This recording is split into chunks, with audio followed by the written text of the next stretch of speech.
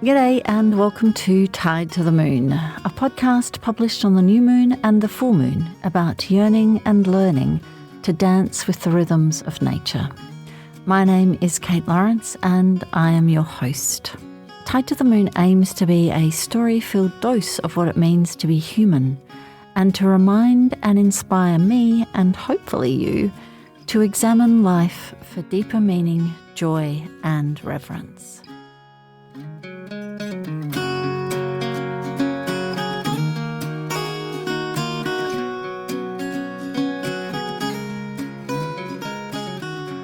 It is the dark moon, the few days before the emergence of the new moon, and this month it has a deeper shade of shadow to it.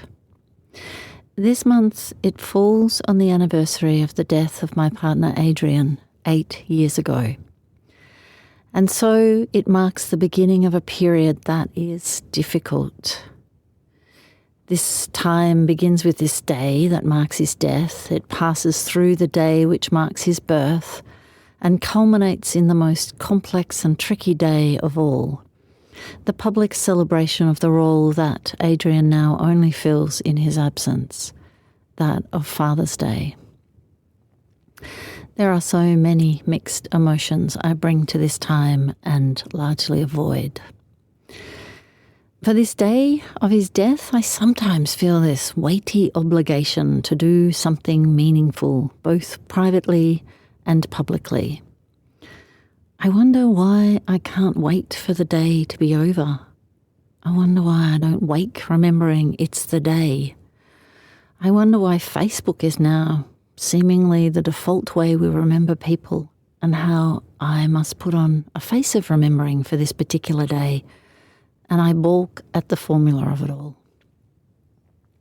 So this time, this year, I do nothing. I begin to wonder, what's the difference between a Facebook formula and a ceremony? What is it that brings this man and his memories alive and honoured for me, rather than for any public showing? More questions crowd in.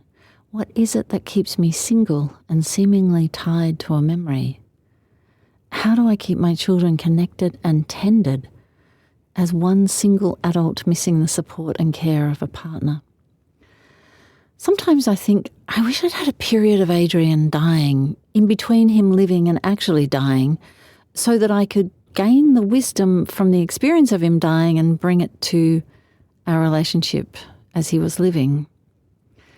And then I think, nah, I would have been exactly the same in the face of his presence. So how do we honour death and grief? It's sitting like a tender flower in my chest, petals slightly bruised, scented, ephemeral, laid wilting across my heart. My cares and troubles, regrets and recriminations crowd over it, twisting the grief into guilt and self-criticism. An ancient groove in my synapses I smooth along without effort or intention. My words are slow today. They step gingerly onto the page, one tapped letter at a time. What is it that comes from this place? What is it that opens out to be heard? What is it that I offer in this moment to myself, to others, to the earth, and to the world? Why is grief? Why is love? Can we love without grief? The mind has found a thread to pull on, to contemplate, and we are away, mind and thought and I, leaving that tender heart far behind. This dominant mind happy to be away from those uncomfortable feelings. But actually, now that I've noticed what this slippery mind thing is doing, I try to get back there to that place of heart. And while I don't want to manufacture the grief again, I find I can slip into presence. And here I am. And that is all. and a small smile curls my lips. I am here and I care. This is a little mantra I heard on a meditation recently, and I like it. It immediately taps into my heart and opens me up to more than what this supposedly irrational mind can contemplate. It brings me back to this tender flower heart and begs the question, what is it that I care about?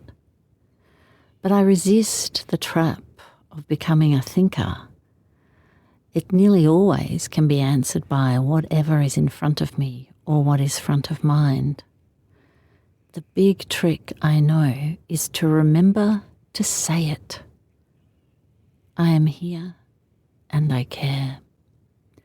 I am here and I care.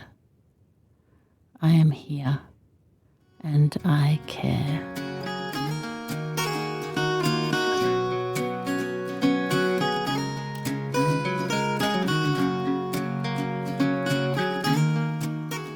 Thanks for listening to Tied to the Moon. If you like this podcast, please rate and review it on iTunes or wherever you listen, and tell other people about it. And you can also show your support by buying me a coffee via storyground.com.au. And if you've got any ideas, suggestions, requests, comments or feedback, I would love to hear from you. You can find the show notes and contact details at storyground.com.au. Theme for this podcast is by Danya from Audio Jungle.